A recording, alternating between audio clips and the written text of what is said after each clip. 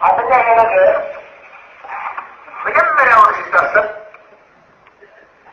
የአዲስ አበባ አስተዳደርና የኦሮሚያ ክልል መስተዳደር ካቢኔ በጋራ ተወያይቶ በጋራ የተደራጀ ፕላን እንስራ ወይ ይጠቅማል ወይ ታምንበታላችሁ ወይ ተብሎ የአዲስ አበባ ከተማ ከንቲባ ኩማ የኦሮሚያ ክልል መስተዳደር ደግሞ ሌሎች ኦህዴድ ከፍተኛ አመራሮች ናቸው። ሌላ ትርጉም እንኳን እንዳይሰጠው ከንቲባ ኩማ ራሱ ነው አምነበት ነው ይህ በጋራ መስራቱ ጠቃሚ ነው። የከተማ ልማት ሚኒስቴርም አምነበት ነው። ዞን ልዩ ዞን የሚባለው አስተዳደር አካላት የከተማ አስተዳደሮችን ልዩ ዞኑ አስተዳደሮችን በጋራ መድረክ ሰፊ ገለጻ ይደረግላቸው ይቀርብላቸው፣ አካሄዱ የት እንደደረሰ ምን እንደሆነ ምን እንደሚጠቅም ለኦሮሚያ ከተሞችና ወረዳዎች ሀሳብ እንዳላቸውም ሊያቀርቡ ምናምን ተባለ። እዚህም ጋር የግርማው ወተት መጣ። ትክክል ነው እንዴት የሚለው አሉ ከኦሮሚያ ካቢኔ ውስጥ ከግርም ሊጎትቱም ነበር። በግልጽ ነው መናገር ያለው በጋራ ያገመገሙት ስለዚህ በስንት መከራ የኦሮሚያ ካቢኔ በሙሉ እና የአዲስ አበባ ካቢኔ በሙሉ በጋራ ተወያዩ። ተማምረናል ተባለና የከተማ የኦሮሚያ ልዩ ዞን አስተዳደር ያሉ የከተማ አስተዳደሮችና የልዩ ዞኑ አስተዳደሮች ደግሞ መድረክ ተካተተ። የፕላኑ ሂደት አቅጣጫው፣ ጠቀሜታው የት እንደደረሰ እንደሚቀጥል እንዳስፈለገ ምናምን ዝርዝር ገለጻ ቀረበ። ማአት ጥያቄ ተነሳ። እዛ ላይ ውይይት ተደረገ። በኋላ ጥያቄ የሆነው ለግርግር ምክንያት የሆነው አንዳንድ ሰዎች አነሱ።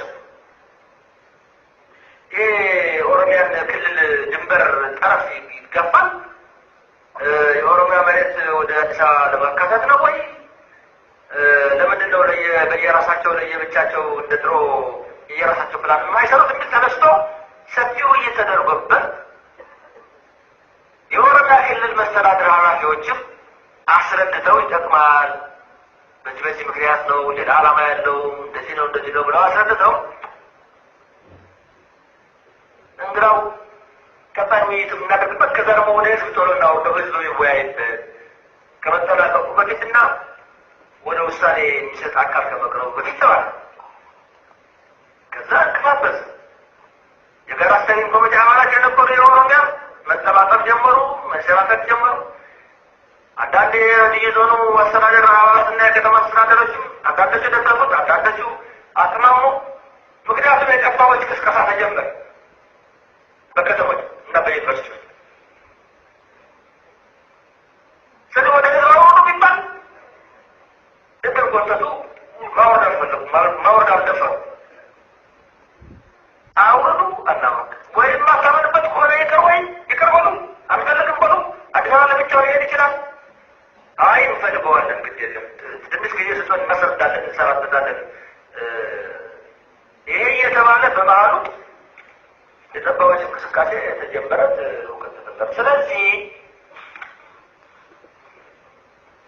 ይህ በኋላ የወገመ የኦሮሚያ የኦህዴድ ስራ አስፈጻሚ የኦሮሚያ ካቢኔ ራሱን ገመገመ። የልዩ ዞኑ የኦሮሚያ ልዩ ዞን የከተማ አስተዳደሮችና የዞን አስተዳደሮች ጉድለትም የራሱ ጉድለትም አነሳ።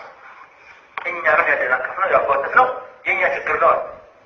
ጠባቦች ደግሞ ዩኒቨርሲቲ ተማሪን ቀስቅሰው ባለሆነ መንገድ ትርጉም ሰጥተው የኦሮሚያ መሬት ተወሰደ ተወረረ ወደ አዲስ አበባ ሊጠቃለል ነው ምንድነው ብለው ህዝቡም ሳይወያይበት ህዝቡ ምንም አላለ።